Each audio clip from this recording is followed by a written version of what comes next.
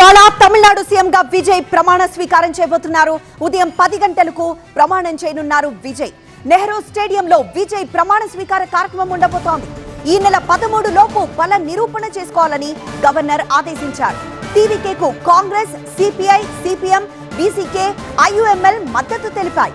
టీవీకేకి 107 మంది ఎమ్మెల్యేలున్నారు. కాంగ్రెస్ కి 5, సిపిఐకి 2, సిపిఎంకి 2, బీసీకేకి 2, ఐయుఎంఎల్ కి 2 చొప్పున 5 పార్టీల మద్దతుతో టీవీకే బలం 120కి చేరింది.